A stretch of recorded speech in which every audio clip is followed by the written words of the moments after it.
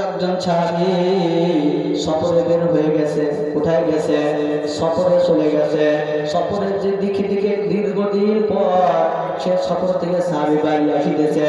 তার স্ত্রী ওই সাহাবী, যে সাহাবী সফর থেকে আসিতেছে, তার স্ত্রী তার স্বামীকে আসার পরে পানি নিয়েছেন, ওযু করাইছেন, নামাজ পড়াইছেন, খাবার দাবার পরিবেশন করছেন।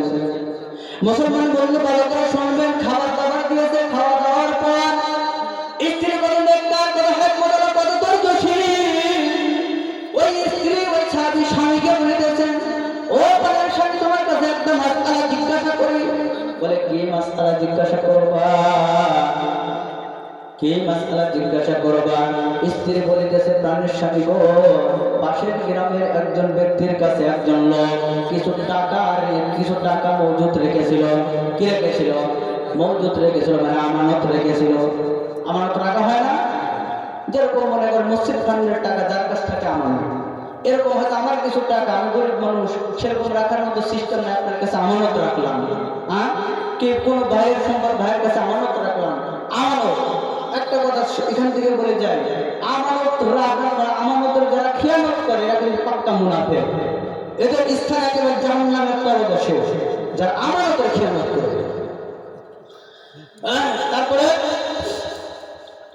ওই স্ত্রী বলিতেছেন, আমানত রাখছে, কিন্তু এখন ওই টাকাওয়ালা তার কাছে সে টাকা চায়, তাও বাহানা করে দিতে চায় না। কি বলে? তাও বাহানা করে দিতে চায় না। ও পরের স্বামী, আপনি মাসলা বলেন এটা কি ঠিক হবে ওই ব্যক্তির জন্য? এবার স্বামী বলে না, এইটা কোনোভাবেই সম্ভব না, এইটা কোনোদিনও সম্ভব না। যেহেতু তার কাছে আমানত রেখেছে, তার টাকাটাকে হুবহু ওরকম ফেরাই দিতে হবে। কি দিতে হবে? ফেরাই দিতে হবে।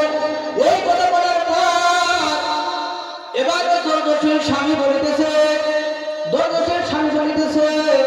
ও পরের স্বামী, আমাদের যে একটা ছোট্ট ফুটফুটে ছেলে সন্তান আছে। বলে হ্যাঁ আছে, ছেলে কই দেখিতেছি তোরা।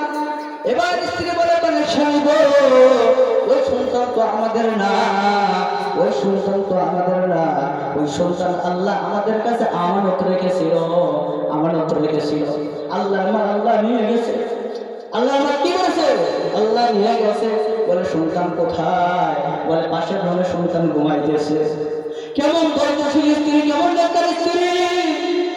তার স্বামী এসেছে বাহির থেকে, অথচ তার মরা সন্তানকে ঘরের মধ্যে রেখে স্বামীর সেবা করিতেছে, স্বামীর আদর যত্ন করিতেছে।